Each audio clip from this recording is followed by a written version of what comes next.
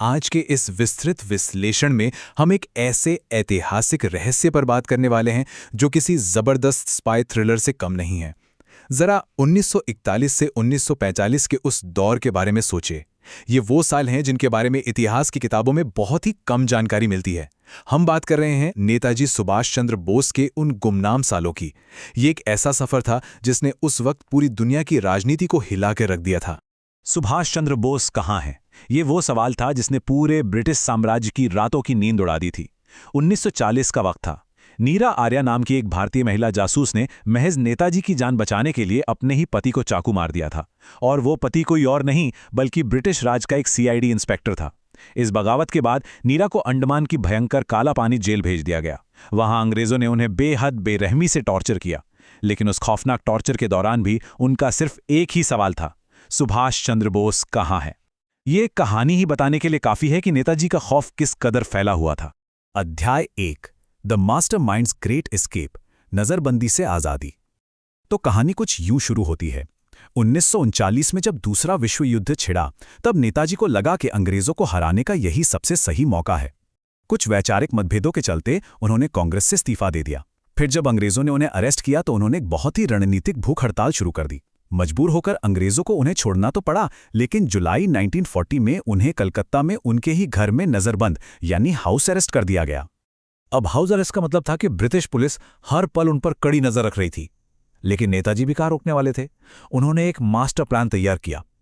उन्होंने जानबूझकर अपना खाना पीना कम कर दिया और बहुत कमजोर दिखने का नाटक किया। इससे हुआ ये कि अंग्रेजों की जो सिक्योरिटी थी वो थोड़ी रिलैक्स हो गई। और फिर आई 17 जनवरी 1941 की वो रात। करीब रात के 1:30 बज रहे थे। नेताजी ने अपना हुलिया पूरी तरह से बदल लिया। वो सुभाष चंद्र बोस से अचानक मोहम्मद जियाउद्दीन बन गए, एक इंश्योरेंस कंपनी के ट्रैवलिंग इंस्पेक्टर। और फिर अपने भतीजे शिशिर के साथ अंग्रेजों की आंखों में धूल झोंककर वो रात के अंधेरे में वहां से निकल गए। अगले दिन अखबारों के फ्रंट पेज पर जो हेडलाइन छपी, उसने पूरे ब्रिटिश साम्राज्य में जैसे भूचाल ला दिया। हेडलाइन थी, सुभाष बोस गायब। ये खबर देखकर अंग्रेजों के तो पैरों तले जमीन ही खिसक गई। रातों रात सारी इंटेलिजेंस एजेंसीज एक्टिवेट कर दी गईं। हर तरफ तरह तरह की अफवाहें फैलने लगीं। कोई कहता कि वो नेपाल भाग गए हैं, तो कोई कहता कि वो हिमालय में जाकर साधु बन गए हैं। पुलिस हर साधु सन्यासी का पीछा कर रही थी, लेकिन असलियत तो ये थी कि इन सबसे बहुत दूर नेताजी ट्रेन बदलकर सुरक्षित पेशावर पहुंच चुके थे। अध्याय 2, अ पैरेलस ग्लोबल जर्नी, जासूसों का शहर। पेशावर पहुंचने के बाद नेताजी की मुलाकात मियां अकबर शाह से हुई। अब अगला पड़ाव था अफगानिस्तान। लेकिन दिक्कत यह थी कि अफगानिस्तान उस वक्त दुनिया भर के जासूसों का एक बहुत बड़ा गढ़ था। इसलिए मोहम्मद जियाउद्दीन वाला हुलिया अब वहां काम नहीं आने वाला था, और वो सुरक्षित भी नहीं था। ऐसे में नेताजी ने एक बार फिर अपना रूप बदला, और इस बार वो एक गूंगे बहरे पठान बन गए। अब जो सफर शुरू हुआ वो किसी हॉलीवुड थ्रिलर से भी ज्यादा खतरनाक था। नेताजी गूंगे बहरे पठान इसलिए बने ताकि उन्हें पश्तो भाषा बोलने की जरूरत ही ना पड़े। और उनके साथ उनका जो गाइड था भगत राम तलवार, आपको जानकर हैरानी होगी कि वो असल में एक साथ 5 अलग अलग देशों के लिए जासूसी कर रहा था, एक क्विंटुपल स्पाई। इन दोनों ने मिलकर काबुल नदी को जूट के बोरों से बनी एक जुगाड़ू नाव पर पार किया। फिर कड़ाके की ठंड और जमा देने वाली बर्फबारी के बीच एक खुले ट्रक में बैठकर सफर किया, जहां रास्ते में पेड़ की टहनियां सीधे उनके चेहरों से टकरा रही थीं। जरा सोचिए, उस वक्त उन्होंने कितने बड़े और जानलेवा खतरे मोल लिए थे। इन सारी मुश्किलों को पार करते हुए नेताजी काबुल से होते हुए सोवियत यूनियन यानी मॉस्को पहुंचे। लेकिन यहां एक बहुत बड़ा सवाल खड़ा होता है, आखिर स्टालिन ने नेताजी की मदद क्यों नहीं की? दरअसल बात 1941 की है, जब वर्ल्ड वॉर II एकदम अपने पीक पर था और स्टालिन किसी भी कीमत पर ब्रिटेन के साथ पंगा नहीं लेना चाहता था। सोवियत लीडरशिप के लिए नेताजी एक बहुत ही अजीब सिचुएशन बन गए थे। उनका मानना था कि नेताजी रखने के लिए बहुत खतरनाक हैं, लेकिन खत्म करने के लिए बहुत कीमती हैं। इसलिए स्टालिन ने बड़ा बीच का रास्ता निकाला। ना तो उन्हें अरेस्ट किया और ना ही कोई मदद की, बस चुपचाप उन्हें वहां से जाने दिया।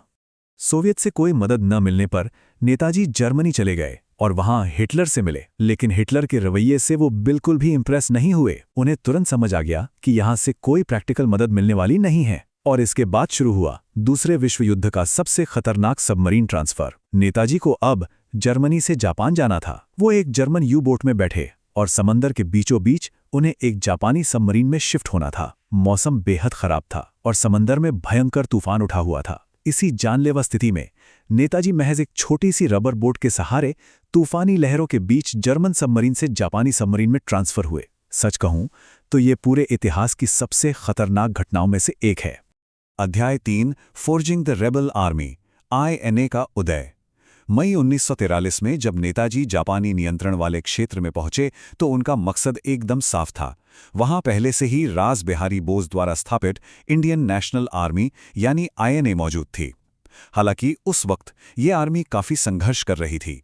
रास बिहारी बोस ने स्थिति की गंभीरता को समझा और INA की पूरी कमान और लीडरशिप नेताजी के हाथों में सौंप दी। कमान हाथ में आते ही नेताजी ने इस सेना को पूरी तरह से बदल कर रख दिया।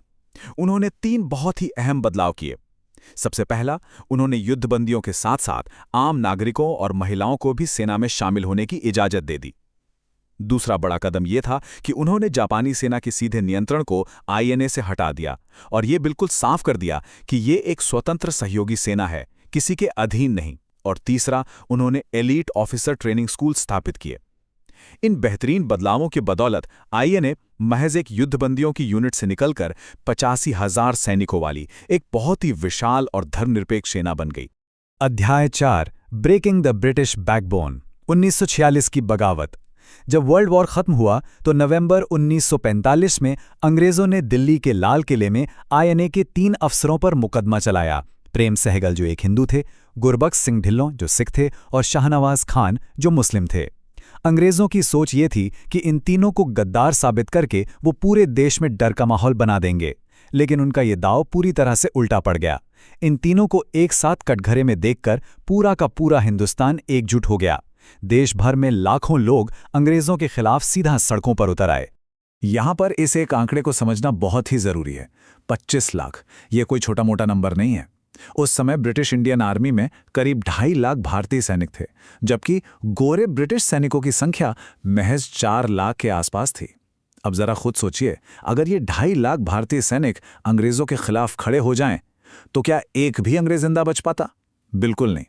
और नेताजी का असल लक्ष्य भी यही था, ब्रिटिश सेना में मौजूद इन्हीं भारतीयों के अंदर आज़ादी की वो चिंगारी सुलगाना। और इस रणनीति का असर बहुत जल्द दुनिया के सामने आ गया। 18 फरवरी 1946 को रॉयल इंडियन नेवी के नाविकों ने खुली बगावत कर दी। 78 जहाज़ों के 20,000 से ज़्यादा भारतीय सैनिकों ने ब्रिटिश हुक्म मानने से साफ इनकार कर दिया। उन्होंने अंग्रेजी झंडे यूनियन जैक को उखाड़ फेंका। ये ब्रिटिश सत्ता के ताबूत में आखिरी कील साबित हुई। उस समय के British commander in chief general Claude Auchinleck ने घबराकर लंदन में एक सीधा संदेश भेजा, जिसमें लिखा था, हमें अब निकलना होगा। ब्रिटिश राज की जो सबसे बड़ी ताकत थी, यानी उनकी सेना, अब वही उनके खिलाफ हो चुकी थी। और सच कहें तो इसी घटना ने भारत की आज़ादी का रास्ता पूरी तरह से साफ कर दिया। अध्याय 5 द अनसॉल्व्ड डेथ मिस्ट्री 1945 और उसके बाद। भारत की आज़ादी की इस पूरी कहानी में सबसे बड़ा और दर्दनाक मोड़ तब आता है जब हम 1945 और उसके बाद के समय को देखते हैं। अगस्त 1947 में जब पूरा भारत आज़ादी का जश्न मना रहा था, लाल किले पर शान से तिरंगा लहरा रहा था, तब वो इंसान वहाँ मौजूद ही नहीं था जिसने इस आज़ादी की सबसे मजबूत नींव रखी थी। आधिकारिक तौर पे पूरी दुनिया को ये बताया गया कि 18 अगस्त 1945 को ताइवान में एक प्लेन क्रैश में नेताजी का निधन हो गया है। अब यहाँ 2 अलग अलग बातें हैं।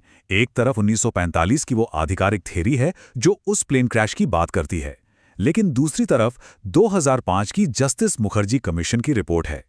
इस रिपोर्ट ने सारे सबूतों और दस्तावेजों को खंगालने के बाद स्पष्ट रूप से ये बताया कि ताइवान के रिकॉर्ड्स के अनुसार उस पूरे हफ्ते वहां कोई प्लेन क्रैश हुआ ही नहीं था। और तो और सबसे हैरान करने वाली बात यह निकल कर आई कि नेताजी की मौत के लिए जो डेथ सर्टिफिकेट दिखाया गया था, वो असल में इचिरो ओकोरा नाम के एक जापानी सैनिक का था, जिसकी मौत हार्ट अटैक से हुई थी। तो यहाँ एक बहुत ही स्वाभाविक सा सवाल उठता है, अगर जापान के रेंकोजी मंदिर में रखी अस्थियां नेताजी की नहीं है, तो नेताजी गए कहाँ? आज तक भारत के कई प्रधानमंत्रियों ने उन अस्थियों को भारत लाने से परहेज ही किया है। जापान सरकार के तैयार होने के बावजूद कोई भी नेता उन्हें वापस नहीं लाया। अगर हम इस मामले को निष्पक्ष तौर पर देखें तो शायद इसके पीछे बहुत ही जटिल भू राजनीतिक यानी जियोपॉलिटिकल कारण हो सकते हैं। असल में सच्चाई क्या है ये कोई नहीं जानता, लेकिन ये जो खामोशी है ना, ये किसी बहुत बड़े रहस्य की ओर इशारा जरूर करती है। इस पूरी मिस्ट्री का दायरा सिर्फ भारत तक सीमित नहीं है। नेताजी से जुड़ी क्लासिफाइड इंटेलिजेंस फाइल्स आज सिर्फ भारत में ही नहीं बल्कि जर्मनी, रूस, जापान, यूके और अमेरिका में भी मौजूद हैं। भारत सरकार ने अकेले ही करीब 2500 फाइल्स को दुनिया के सामने डिक्लासिफाई किया है। लेकिन सोचिए, आज भी दुनिया भर के खुफिया ठिकानों में ऐसी न जाने कितनी ही फाइल्स बंद पड़ी हैं। ये सारी बातें साफ तौर पर एक बहुत बड़े ग्लोबल कवर अप की तरफ इशारा करती हैं। और शायद यही इतिहास की सबसे बड़ी विडंबना भी है। जिस इंसान ने भारत को आज़ादी दिलाने के लिए अपना सब कुछ दांव पर लगा दिया, दुनिया भर के सबसे बड़े खतरे मोल लिए, उनकी मेहनत और रणनीति ने भारत को स्वतंत्र तो कर दिया, लेकिन 1941 में जो उनका वो वनवास शुरू हुआ था, अगर हम तकनीकी रूप से देखें तो वो कभी खत्म ही नहीं हुआ। एक तरह से उनका वो वनवास आज भी जारी है। तो आखिर में हम सबके सामने बस ये एक बहुत ही गहरा और विचारणीय सवाल रह जाता है, उन बंद क्लासिफाइड फाइलों में आज भी ऐसे कौन से राज दफन हैं जो दुनिया के सामने नहीं आ पाए हैं? क्या कभी हमें ये पता चल पाएगा कि वास्तव में उस दिन नेताजी के साथ क्या हुआ था? ये एक ऐसा भू राजनीतिक रहस्य है जो दशकों बाद आज भी अनसुलझा है। आज के इस विस्तृत विश्लेषण में हमारे साथ जुड़ने के लिए बहुत बहुत धन्यवाद। अगली बार हम फिर से ऐसे ही किसी बेहद दिलचस्प विषय की परतों को खोलने की कोशिश करेंगे।